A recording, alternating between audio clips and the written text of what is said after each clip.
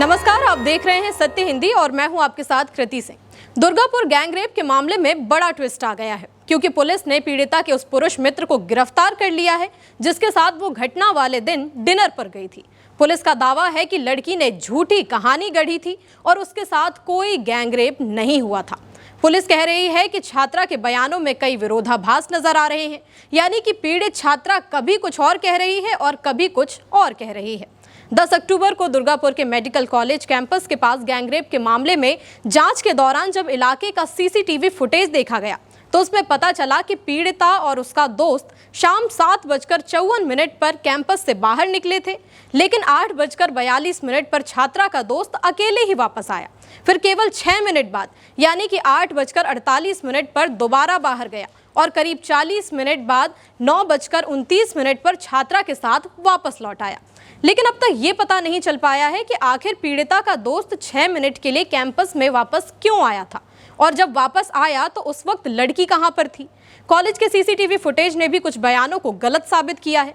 Police के मुताबिक video में दिख रहा है कि पीड़िता बिल्कुल सामान्य हालत में कैंपस वापस लौट रही है। उसके कपड़े ठीक ठाक थे और उसने किसी सिक्योरिटी गार्ड से कोई मदद भी नहीं मांगी थी। पहले तो पीड़िता और उसके दोस्त दोनों ने ये कहा था कि हम दोनों डिनर के लिए बाहर गए थे, लेकिन बाद में पीड़िता ने दावा किया कि कथित गैंगरेप के बाद आरोपियों ने उसके दोस्त को बुलवाया था। पुलिस को दोनों के बयानों पर शक हुआ, जिसके बाद पीड़िता के दोस्त को गिरफ्तार कर लिया गया। जानकारी के मुताबिक पीड़िता का दोस्त मालदा का रहने वाला है। 11 अक्टूबर को यानी घटना के अगले दिन ही जांच के दौरान उसे हिरासत में लिया गया था और बाद में उसे औपचारिक रूप से गिरफ्तार कर लिया गया है। आसनसोल दुर्गापुर पुलिस कमिश्नर सुनील कुमार चौधरी ने कहा है कि पीड़िता के दोस्त पर शक की सुई अटकी हुई है और ऐसा लगता है जैसा मामला ये सिर्फ एक ही व्यक्ति इस मामले में शामिल था, लेकिन जिन 3 लोगों को गैंगरेप के आरोप में पहले गिरफ्तार किया गया था उनकी भी गहराई से जांच की जा रही है। हालांकि जब पीड़िता की मेडिकल रिपोर्ट आई तो पता चला कि वाकई ये मामला गैंगरेप का तो है ही नहीं, क्योंकि इसमें सिर्फ एक ही व्यक्ति शामिल था। फिर भी पुलिस अभी गहराई से जांच कर इसकी गुत्थी सुलझाने में लगी हुई है। उधर पीड़िता के बयानों में भी अधिकारियों को काफी विरोधाभास दिख रहा है। शुरुआत में पीड़िता ने डॉक्टर को बताया था कि घटनास्थल पर 3 लोग थे, जिनमें से एक ने पीड़िता के साथ रेप किया, लेकिन बाद में पीड़िता ने पुलिस को बताया कि 5 लोगों ने उसे जंगल में घसीटकर गैंगरेप किया। इन्हीं सब अलग अलग बयानों की वजह से जांच में मुश्किल हो रही है और ज्यादा वक्त लग रहा है। पुलिस का कहना है कि अगर किसी महिला को जंगल में घसीटकर गैंगरेप किया गया हो तो सबूत जरूर मिलते हैं, लेकिन ना तो ऐसा कुछ फुटेज में नजर आ रहा है और ना ही बताए गए घटनास्थल पर ऐसा कुछ मिला है। अलग अलग बयानों की वजह से मामला उलझता ही जा रहा है। फिलहाल इस मामले में 6 लोगों की गिरफ्तारी हो चुकी है, जिनके नाम है शेख शफीकुल, शेख नसीरुद्दीन, अपू बाउरी, फिरदौस शेख, शेख रियाजुद्दीन और पीड़िता का दोस्त।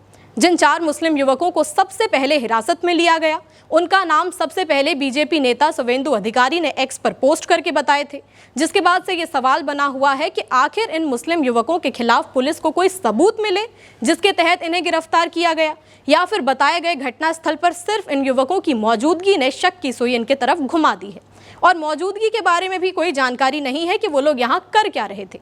रिमांड पिटीशन के मुताबिक इन लोगों पर भारतीय न्याय संहिता BNS की धारा 70(1) गैंगरेप और 3(5) यानी कि साझा इरादे से अपराध के तहत केस दर्ज किया गया है और जांच जारी है। इस उलझे हुए मामले से कई सवाल उठते हैं। पहला तो ये कि छात्रा ने अपना बयान बदला क्यों, दूसरा ये कि सवाल कि छात्रा ने गैंगरेप क्यों बताया जबकि मेडिकल रिपोर्ट तो कुछ और कह रही है, और तीसरा ये कि जिन लोगों को हिरासत में लिया गया उनके खिलाफ पुलिस के पास क्या सबूत है, और हिरासत में लिए जाने के बाद जब पुलिस ने इन लोगों से पूछताछ की होगी तब इन लोगों ने क्या बताया ये भी पुलिस क्यों नहीं बता रही है।